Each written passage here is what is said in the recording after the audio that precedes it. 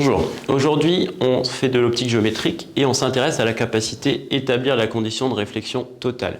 Alors ici on retrouve un dioptre qui va séparer un milieu 1 d'indice N1 et un milieu 2 d'indice N2.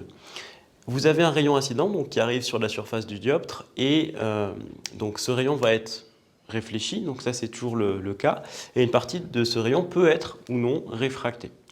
Donc ce qui nous intéresse c'est justement le cas où il n'y a pas réfraction, où le rayon incident il est uniquement réfléchi.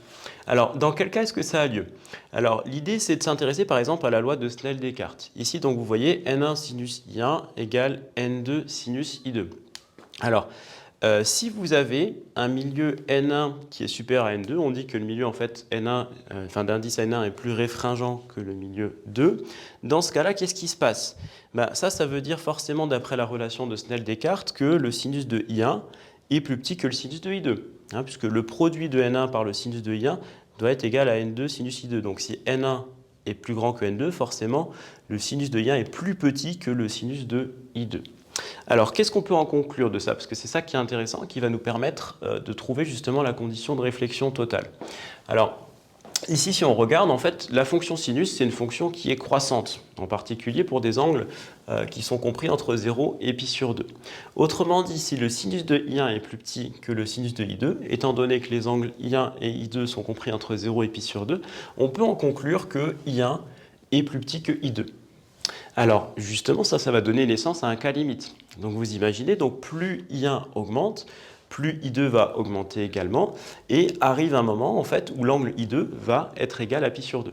Donc, à partir de ce moment-là, ça va être le cas limite, et pour tous les angles, justement, donc, qui vont être supérieurs à un angle I1 limite, qui, justement, fait en sorte que I2 égale pi sur 2, eh bien, il n'y aura plus de rayon réfracté, et il y aura uniquement un rayon réfléchi. Alors, quand est-ce que c'est le cas? Donc ici, on va rechercher le cas limite. Donc lorsque I1 égale I limite et I2 égale I2 limite, qui vaut donc pi sur 2. Donc on reprend la relation de Snell-Descartes, N1 fois le sinus de I1 limite, donc est égal à N2 fois le sinus de I2 limite. Le sinus de I2 limite, c'est le sinus de pi sur 2, et vous savez que sinus de pi sur 2, c'est égal à 1. Donc sinus de I1 limite va être égal à N2.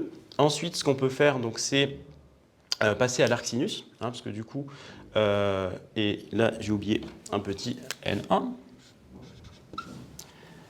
qui réapparaît ici. Donc I1 limite va être égal à arc sinus de N2 sur N1. Et dans ce cas-là, en fait, on va dire qu'il y a réflexion totale du rayon incident si l'angle I1 est supérieur à l'angle I1 limite qu'on vient de trouver égal à arc sinus de N2 sur N1.